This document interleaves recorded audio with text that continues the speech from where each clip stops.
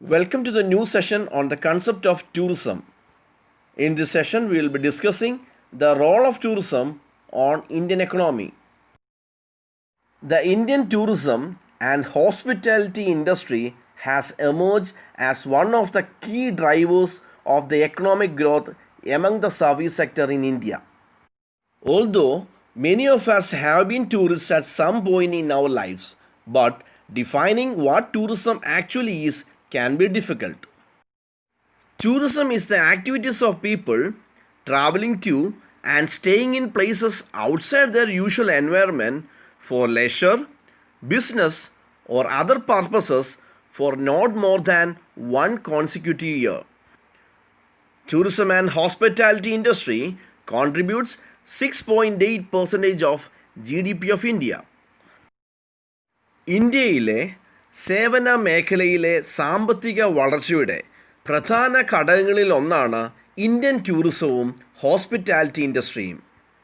നമ്മുടെ ജീവിതത്തിലെ ചില പ്രധാന ഘട്ടങ്ങളിൽ നമ്മളിൽ പലരും ടൂറിസ്റ്റുകളാണെങ്കിലും യഥാർത്ഥത്തിൽ ടൂറിസം എന്താണെന്ന് നിർവചിക്കുന്നത് ബുദ്ധിമുട്ടുള്ള കാര്യമാണ്.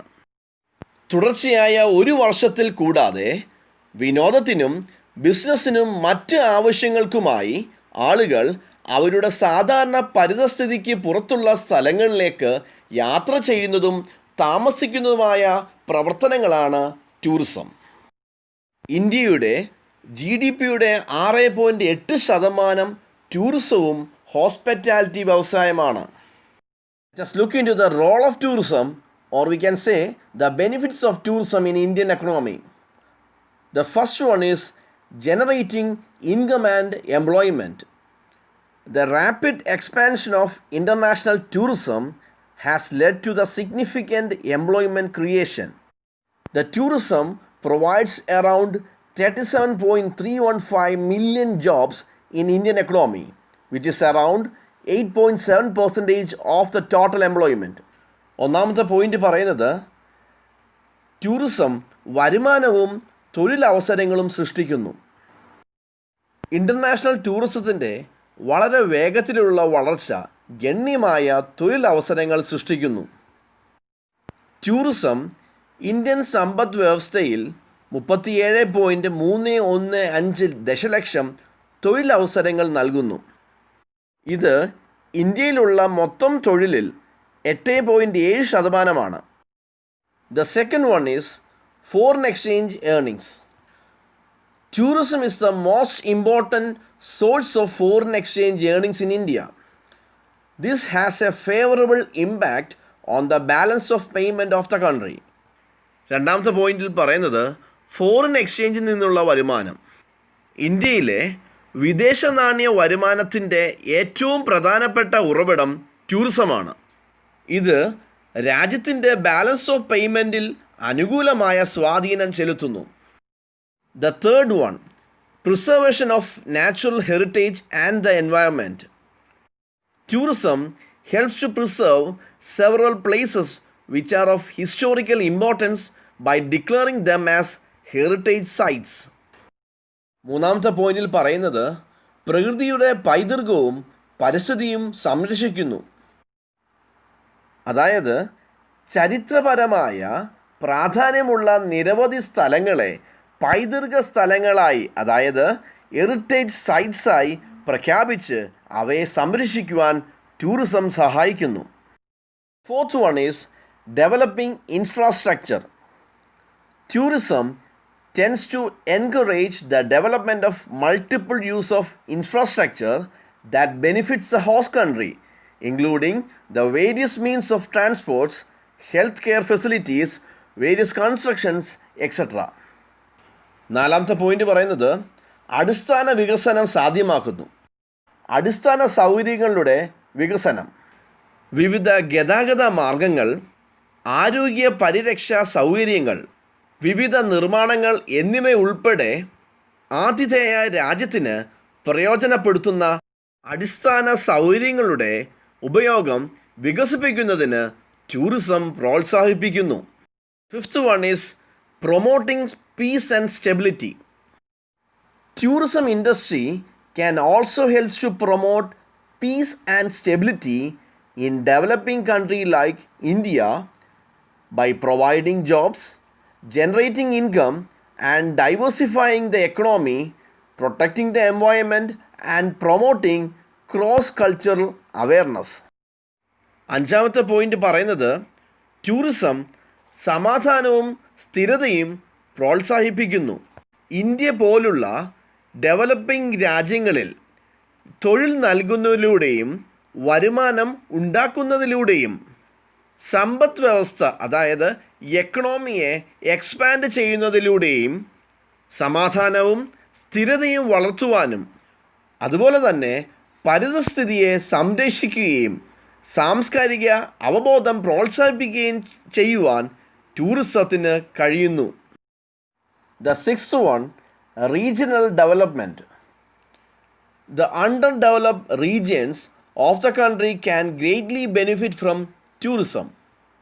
Many of the economical backward regions contain areas of high scenic beauty and cultural attractions. ആറാമത്തെ പോയിന്റ് പറയുന്നത് പ്രാദേശികമായുള്ള വികസനം.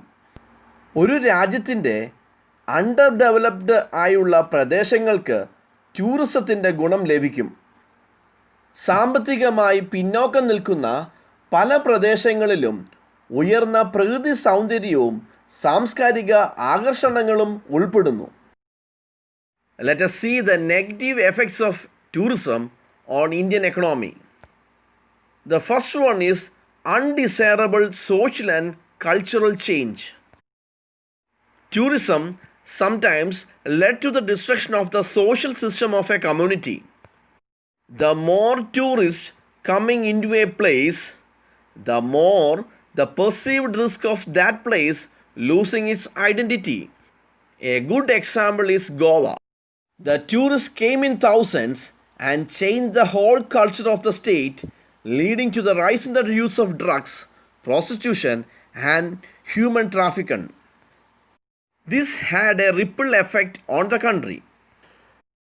ടൂറിസത്തിൻ്റെ നെഗറ്റീവ് എഫക്ട്സിൽ പറയുന്ന ഒന്നാമത്തെ കാര്യമാണ് അഭികാമ്യമല്ലാത്ത സാമൂഹിക സാംസ്കാരിക മാറ്റം. ടൂറിസം ചിലപ്പോൾ ഒരു സമൂഹത്തിൻ്റെ സാമൂഹിക വ്യവസ്ഥയെ നശിപ്പിക്കുന്നതിലേക്ക് നയിക്കുന്നു. ഒരു സ്ഥലത്ത് കൂടുതൽ വിനോദസഞ്ചാരികൾ വരുമ്പോൾ ആ സ്ഥലത്തിൻ്റെ ഐഡൻറ്റിറ്റി നഷ്ടപ്പെടാനുള്ള സാധ്യത വളരെ കൂടുതലാണ്. ഇതിൻ്റെ നല്ലൊരു ഉദാഹരണമാണ് ഗോവ.